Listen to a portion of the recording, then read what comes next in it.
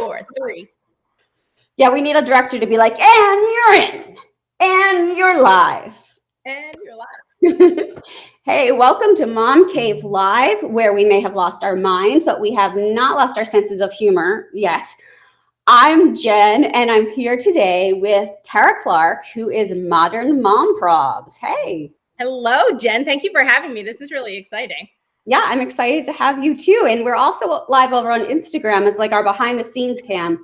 So comment and tell us if this is making weird echoes or doing strange things, then we'd love to know. Yes.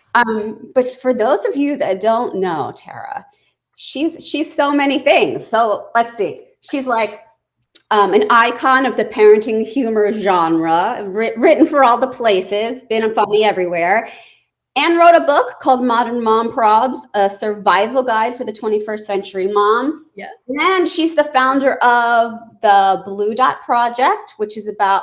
I'm the spokesperson this year. The spokesperson. Sorry, see. I'm the official spokesperson. The spokesperson for the Blue Dot Project, which we may talk about in a little bit. And she just started a subscription fashion style box. It's called the Modern Mom Style Box. Style box. Great. There you go. So many things. First of all, how do you do so many things? We need to know. I don't know. And you know what's funny? Like, thank you for that introduction, because that was an incredible introduction. And I don't know actually how I do all the things. I'm also the PTA president at my son's school, and I don't know how or why I do all of these things. I don't know. I just accepted to be not the PTA president, just the class parent rep for the second year in a row. And I was kind of like, oh, I'll do it if no one else will step up. That's what happened. That's actually how, I mean, at least in my case, becoming PTA president is no one else wants to do it. So I was like, I'll do it. I volunteer as tribute. That's always my thing. Like, that's I think just in life, I think that's always just how things happen to me. I just do it. Everyone else takes a step back, and I'm that one person still standing up front. I'm like, yeah, okay, I'll do it. Sure. I know it never sounds like adding a thing doesn't sound like a big deal, but when you realize you're adding all the things, then you're like, I can't possibly give them all the attention. Set boundaries. That's my advice to everyone watching right now. Set boundaries. That's good advice. Right. And picking which ones are more important to you. And also the thing I'm working on is like, this is a season. So in this season, I can do these things. And this other stuff, I'm going to do in another season. Yes. Oh, I like that. I'm gonna steal your seasonality and keep that. I like that. This isn't, I love to read. This is not the season for me reading novels because my kids won't let me. This is the season for like 5 sentences at a time on the toilet reading. And then in a few years, I'll get back to novel reading. Yes, that's true. That's totally right. I haven't read a good book in a while, unfortunately, unless the Who What series counts. Like my son, he's in 3rd grade and he loves those books. It's like Who Was, Ernest Hemingway, or What Was Area 51.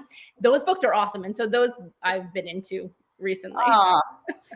Cool. Well, okay. So Instagram's telling us it's a little bit hard to hear. Well, if you're having trouble hearing us on Instagram, head over to facebook.com/MomCaveTV, and someday I will learn how to make it all happen on all the. We're going to do it next time. We're going to do it. Head over to Facebook. I'm going to look over here so that. So we're talking to. So we were just talking about books, but you may not have time to read books, but possibly that's because you were busy writing a book. Also true. Yeah, that was my pandemic baby, right? Everyone says like, oh, either you got a pet or you had a baby or you did a crazy purchase or something. We also, I guess we did get a pet and wrote a book, but you're making us look bad here. Oh, no, I'm making us look crazy. No, but seriously, yes. So I wrote ModernMomProbs, a survival guide for 21st century mothers during the pandemic. I had gotten the book deal right at the very beginning of the pandemic, and like kudos to my literary agent, because all of the publishers were like, no, like the bookstores are closed. We don't know what's going to happen in the world. Like, no. And this one publisher, Post Hill Press, said, yes, this sounds like a great idea. Let's give it let's give it a shot. And so they published the book, and I had 6 weeks to write it. It was during the summer of 2020. My son was home, and I was like throwing him like fruit snacks and being like, here, watch TV. And like, I'm like writing a book about like how to be a good parent while like trying to navigate this new world of pandemic parenting. And so, yeah, that was the summer of 2020. And then the book came out this past spring. Wow, congratulations. We're going to give away a signed copy to somebody who's watching. And let's see, we'll choose like the best comment, the craziest comment. That's whatever good. giggle. So yeah, ask us questions, leave comments. We have EJ saying remote learning became a full-time job. And Lynn said, yeah, my son was virtual all year last year from September right through June. And it was definitely a full-time job. Yes, I can attest to that. It is. It is. We were lucky. We got to go back last year most of the time because my kids were mostly outdoors, which was cool. Oh, that's awesome. Yeah, they built like these outdoor classrooms, and it was interesting. So yeah, like the kids being in school is something that they need and we need. Everybody needs it. Yeah. No, it was a big adjustment for me, I think, like dropping him off this year and like then not having him in the house, you know, like he was always with me last year. So like while I was working and he was going to school, he was in a different room. We had a dedicated room for him in our house. And so I was always just used to him being around. And then all of a sudden he wasn't because he was at school. Yeah. Isn't it crazy how like when your kids are around and you have something to do, you're kind of getting kind of annoyed and you're like, oh, if only I had, uninterrupted time to do this. And then they go away for hours at a time and you kind of miss them. Yes, it's true. It's true. No, I definitely feel like that. I especially felt like that, like I said, in the beginning of the school year when I had to like adjust with the fact that he wasn't there. But now I'm good. Now I'm like, in work mode. And so I tried to do, because obviously like I work for myself, right? So like I adjust my work hours, but like I really try to keep it to the school hours as much as I can. And that's not always the case, but as much as I can, I try to be present with him when he's home. I really, try to make an effort, to have face-to-face time with him. And like now he's at the age where he just like wants to come home and like watch TV or play video games or stuff like that anyway. But I'm like, no, like let's hang out. And he appreciates that because he's still a big snuggler. Oh, keep the snuggles while you can. It's getting to be tough. With mine's a little older and it's like, oh no, we're in that stage. I know. Mine's going to be 9 in November. So I'm really trying to like hold on to that because I thought 8 was a great age. I still think 8 was a great age. And so I'm curious to see like what those tween years are going to be like. Yeah. I feel like kids today kind of skip the tween years almost. There's like no tween. Now it's just like kid, teenager. Yeah. I think you're right. I mean, like maybe like 10, 15 years ago, there was definitely like that tween concept, like where that's how they even came up with the term tween, right? Like that was the thing. But you're right. I think it sort of just goes kid. And now all of a sudden you're grown up and you have a phone and you're doing grown up phone things. Yes. It's a little scary. Yeah.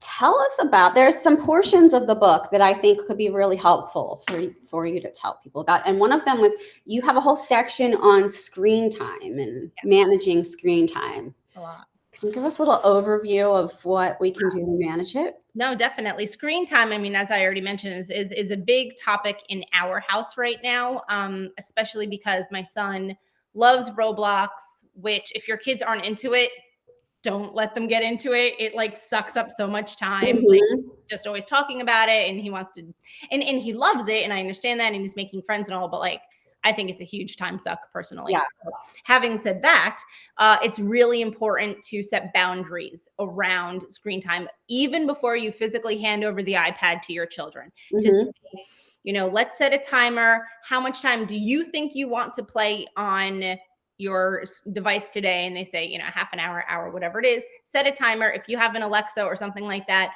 have her set the timer, ring the buzzer, say, okay, screen time is over, and then, go play outside, go read a book, go do crafts, go do anything else but that. But I think it's really, really important to set the boundaries before you hand over the device, or even before you hand over the remote control for the TV, any of those things, because then when you ask for let's say you don't set the boundaries ahead of time, but then you're doing it on the back end, that's where the fights happen. That's when they're already like, I call it screen fiend.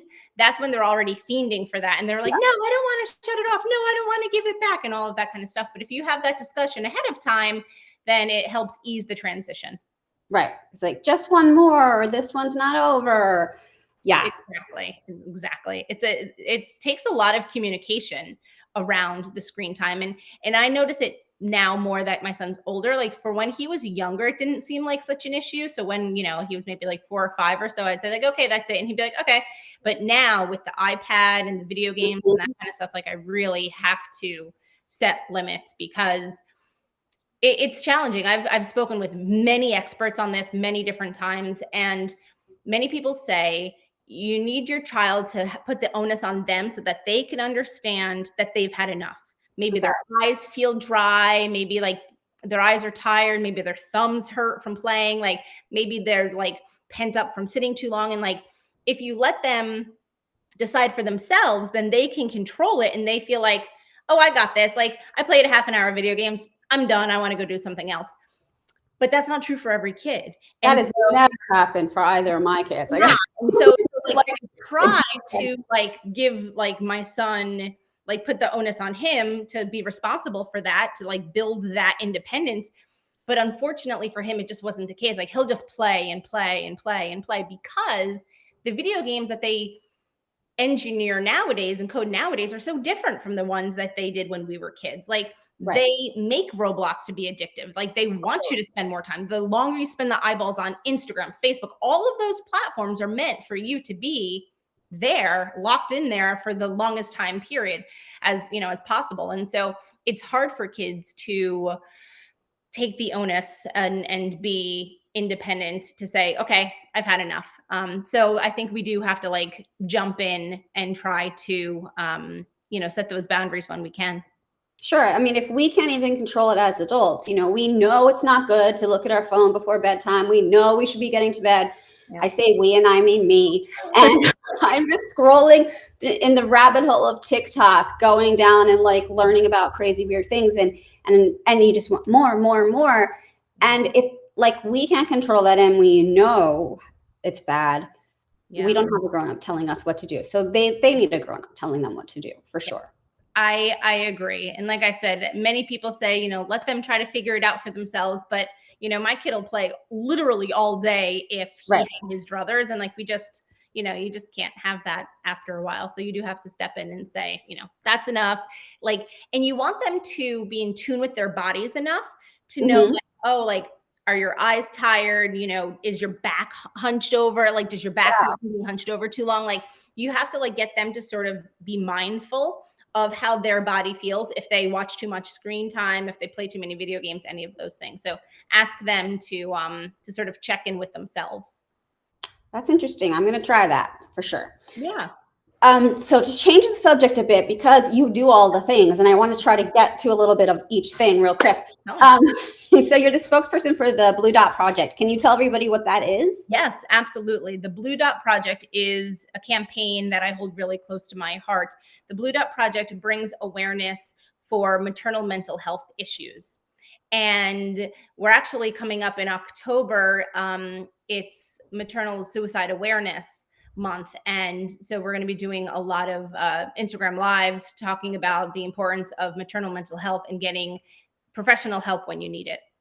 Oh, wow. Okay. I'm definitely going to check those out. Yeah. When you talk maternal mental health, most people think of postpartum depression. And I assume that's probably the most prevalent one. But what other kind of things do you guys work on? Sure. So absolutely. It's postpartum depression. It's postpartum anxiety. It's postpartum rage, OCD. All of those things fall underneath the umbrella of the Blue Dot Project. And again, it's for bringing awareness and to stop the stigma against the negative stigma against mental health issues. Right. It's so much more common than we think. And the idea of being a great mom for some reason doesn't include being human.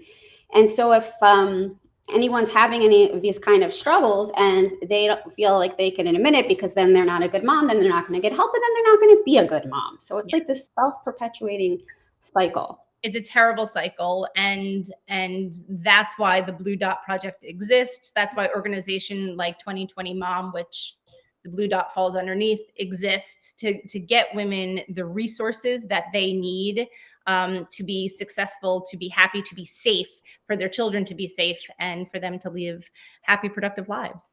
So Cool. it's really important. Like I said, it's a project that I hold really dear to my heart.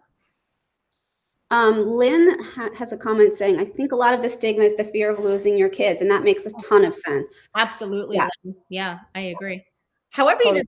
that's cool technology, how you just brought that up there. I'm learning these things. I can put the comments up, but I can't figure out how to go live on Instagram without an echo. So, you know, I'm making baby steps. That's good. No, I'm impressed. That looks beautiful. Lynn, I agree with you. I think there's definitely a stigma of, if I speak up to get help, then either professionals will think I'm crazy, will take my kids away from me, will not think that I'm a fit mother in order to parent them. And so I think sometimes people, especially historically, would bottle those emotions and bottle those thoughts, and unfortunately suffer unnecessarily. Yeah. And I mean, it's hard enough if you have a supportive partner who wants you to get help and is there for you. But if you are single or going through a divorce, that's when I know people get really afraid of losing their kids. So you want to make sure like you're the stable one. And absolutely. It's tough. So there is help, and it's the bluedotproject.org. Is that the website? Yep. So check that out if you want to learn more about that. And now we're going to move on to a more fun and lighthearted topic, which is dressing not like a mom. No, dressing like a modern mom. I'm right. Dressing like modern mom. It's okay. So I'll tell you the whole story about the style box. 20 years ago, at my first job out of school, I remember having a business lunch with my boss and coworkers at the time, and we were just talking about business ideas. And I was like, you know what would be a really cool idea? If you could rent clothes that you wouldn't necessarily have to buy, and then when you were like done wearing them, then you just send them back and then get new clothes. Like a library for clothes. Pardon? Like a library for clothes. Right, exactly. And like, like I didn't really grow up with a lot of money. So like we didn't always have, like, I loved getting new clothes, but I didn't always have the money to get new clothes. And so that was sort of my idea for the concept. And so I mentioned that at lunch. Everyone laughed at me, totally poo-pooed the idea. They were like, that's the dumbest idea ever. That will never happen. Wow. And so now here we are 20 years later. It may have taken 20 years, but it's still happening, is the Modern Mom Style Box. And so it is a monthly subscription box where a member signs up and she receives 3 articles of clothing per box. And so she can keep them as long as she wants. So let's say you get them and it doesn't fit, it's not your style, you don't really love it, you could send them back, and then like in just a few days, then you get more clothes. And so it's really like, it's not 3 per month. Pardon? It's not 3 items per month. It's 3 items per box. So you could get, so I'll give you an example. My first box, so we just launched 2 weeks ago. My first box came last week. I tried on 2 blazers and a pair of joggers. And oh, there you go. Yep. And I sent those back because the blazers were like a little big on me. And so, but I kept the joggers. And then, so I sent them back. And now my next box should be here probably today or tomorrow. So you could just keep sending things back as much as you want. So you're not just like committed to those 3 garments for the whole month. You could keep them for the month if you want to, but if you're like, nah, hard pass, send them back, and then you get 3 more. And so you always have new stuff coming in. It's also exciting because then you're like, ooh, what am I going to get this time? Like, I don't know. How does the shipping work? Do you pay for the shipping? No, shipping is free. So I work with a company called Castle, which they handle the back end logistics. So everything comes through Castle's warehouses. They're also the ones that they sanitize the clothes, they double wash the clothes, that we do wet washing, we do dry cleaning, and then we run them through this giant steam tunnel that's like 240 degrees Fahrenheit, and everything is sanitized through there, and then they're shipped out. And so their brands are brands that you've heard of. It's Banana Republic and Taylor, Loft. There's several other brands as well, but those are the ones that just pop up off the top. Oh, Express is another one too. And so it's perfect for working moms who, usually for me, when I always worked in an office, I had like 4 blouses and like 3 pairs of slacks, and you're trying to like mix and match those to make them look like a new outfit each time. And like, that wasn't always the case. But now here, like, you could always keep getting new blouses or new slacks or new sweaters or blazers or whatever you're looking for. So yeah, it's a really cost-effective way to like constantly have new clothes in your wardrobe.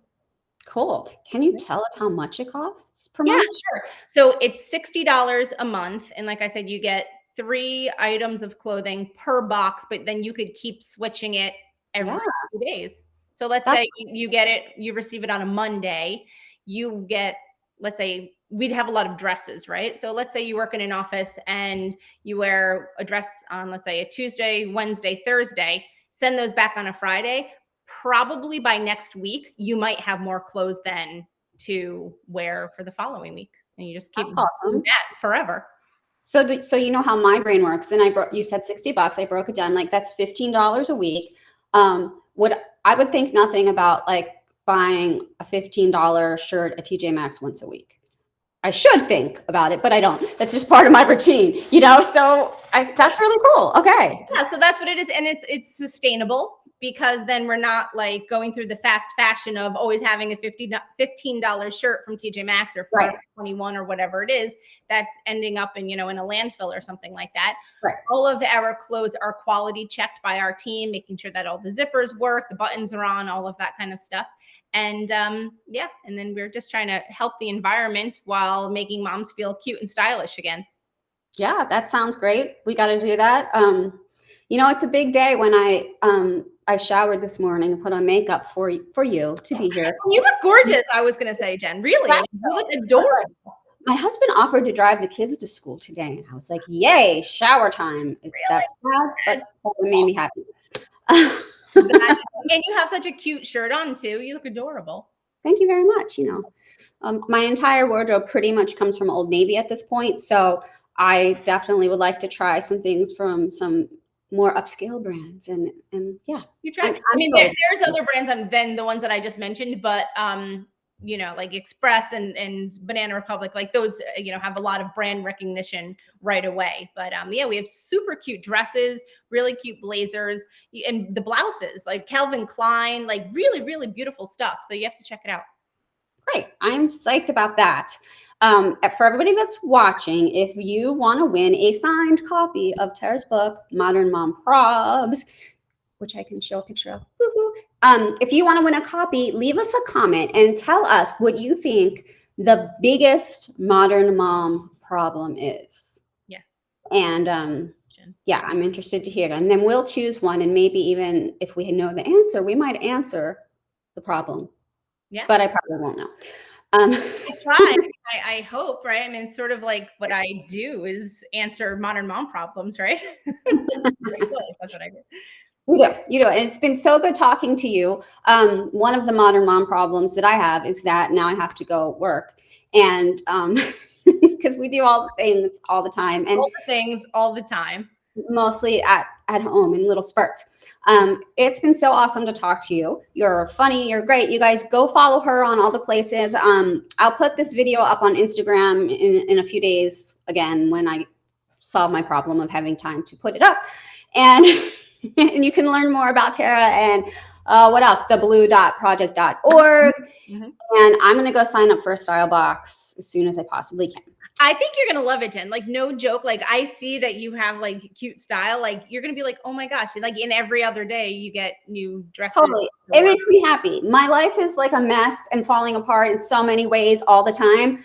I at least like, okay, I got dressed. I look cute. That makes me feel happy. And you guys could feel happy too. So exactly right. That's why I'm doing it. Because, over the pandemic, like I gained weight and like my clothes don't all fit me. And so I'm sure that I'm not alone in that. I'm sure I'm not the only person that, maybe her pants don't fit anymore and stuff like that. And so the great thing about the style box is that you could always have different sizes. So if you're transitioning between sizes, then you're not committed to anything. So you try on, you know, a 6 or an 8 or whatever it happens to be, and you're not committed. Then you send them back if you want to. You could buy them if you want to. It's totally up to you.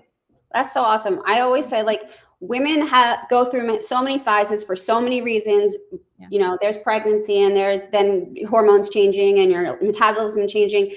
And my husband's always like, why do you have so many clothes? And I'm like, well, really, I only have like a third of those clothes, because like a third are the ones that I can currently wear. A third are the ones that I'm like hoping I can someday get back into. And the third are like the ones from when I was pregnant or postpartum that I don't quite want to get rid of yet. Yeah, that's exactly, you totally hit the nail on the head on what it is. That's how like my closet is too. It was like, I'm going to get back into those. No, you're probably not, Tara. No, not now. Maybe no, not now. You'd hate to have to go buy, like, if you have something really nice that you used to fit into, you'd hate to have to go rebuy that again if you got rid of it and you got into it. I don't know. You know. Yeah, no, I agree. And the holidays are coming up too. So now you could rent dresses from the Style Box for the holidays. That's exciting. And whatever happens this holiday, at least we can look hot.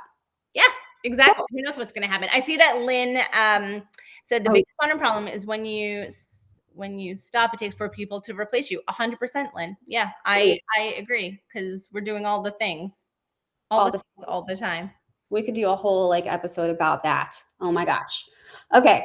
All right. Well, so we're going to sign off, and I want you guys to go check Tara out on all the places and get your style boxes. And thank you so much. We'll have to do this. Thank you so much for having me on. This was like such a pleasure. I could chat with you all day long. So thank you. I know. Same. I'm wanting to, but then I'm like looking at my to-do list. Okay. We'll talk soon. Okay. Thanks everybody. Thanks for joining. Bye. Thank you.